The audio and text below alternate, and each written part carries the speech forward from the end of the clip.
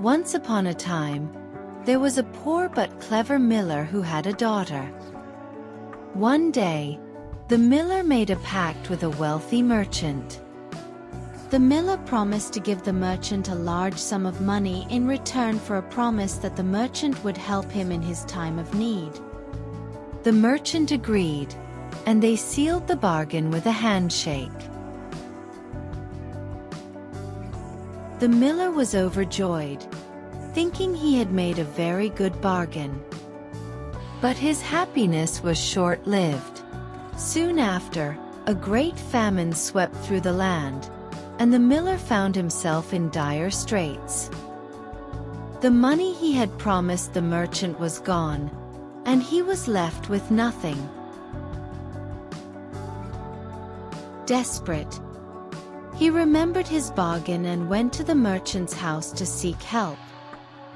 The merchant, now well off and living in luxury, received the miller with a smirk. "I am here to collect on our bargain," said the miller.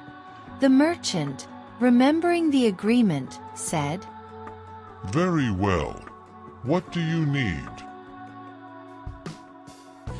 The miller was given a modest sum of money, just enough to get by. But he had another request.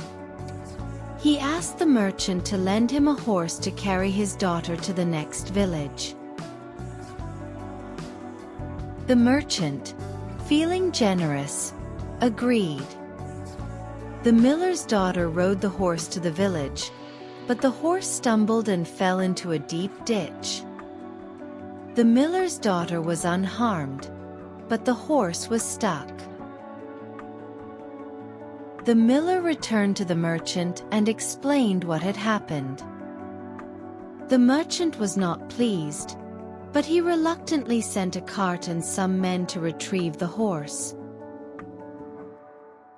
The miller, realizing he might have to use his wits, decided to make another request. He asked the merchant for a fine suit of clothes to wear to a grand feast he was invited to. The merchant, eager to make a good impression, provided the miller with the finest garments. The miller attended the feast, but during the event, he made a series of humorous blunders that made him the talk of the town.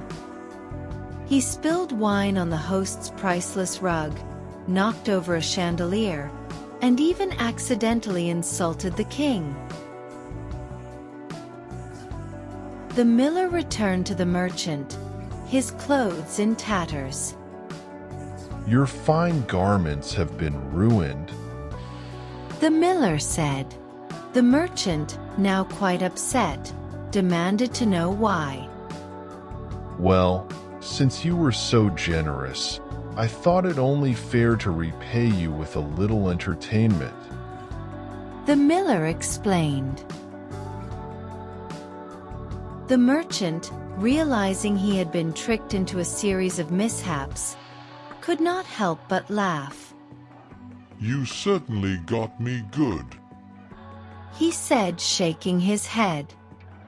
Perhaps you did make a good bargain after all."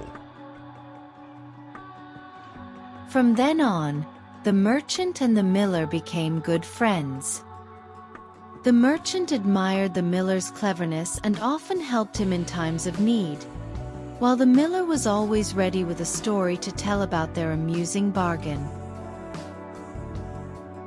And that, dear listeners, is the tale of the good bargain. Sometimes, a clever mind and a bit of humor can turn a difficult situation into a happy ending.